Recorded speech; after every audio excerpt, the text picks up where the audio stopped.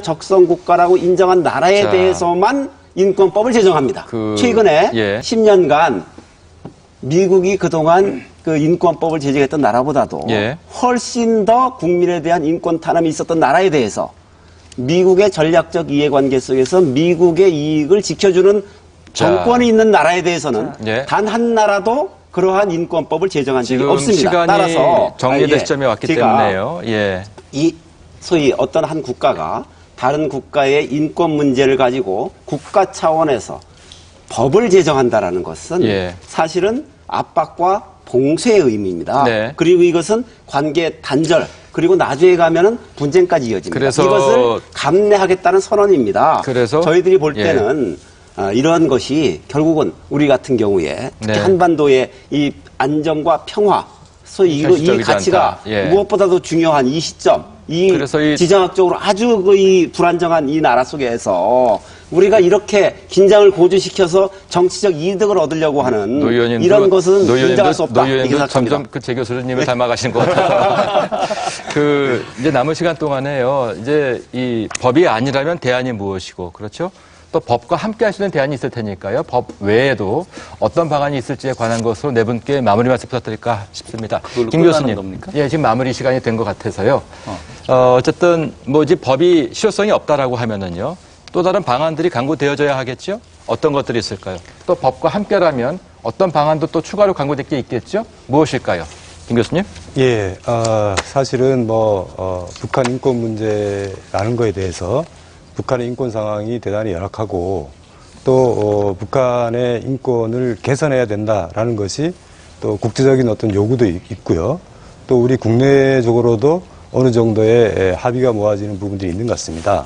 그러니까 중요한 것은 인권 문제를 인권이라는 개념을 좀 보편적 각도에서 넓은 의미로 우리가 이제 해석을 할 필요성이 있을 것 같고요. 또 인권과 다른 그 현안들과의 관계 이런 부분들도 저는 굉장히 중요하다고 생각을 합니다.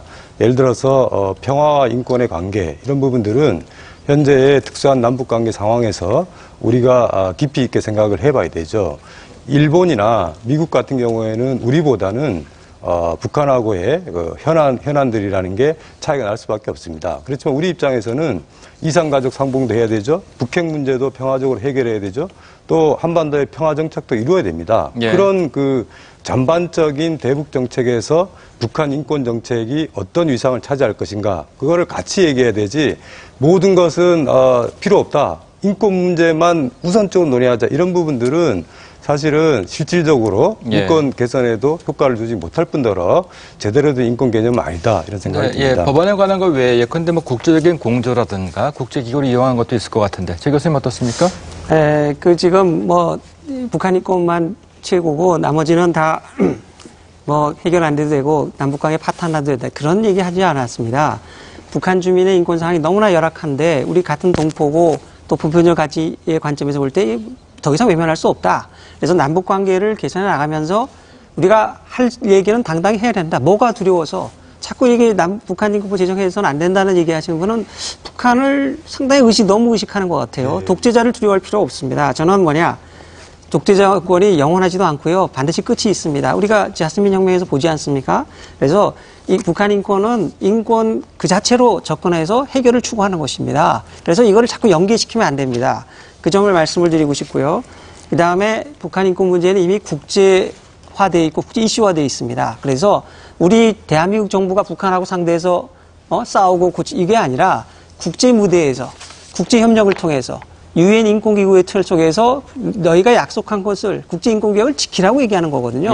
그래 그것을 위해서 우리가 국제협력을 위해서 북한 인권대사가 필요하고 또 NGO들도 역량을 국내적으로 강화시키고 해외 단체들하고 같이 활동을 해야 돼. 북한 인권운동 해야 되지 않겠습니까? 거기에는 예산이 들어가야 되고 사람을 키워야 되는 것입니다.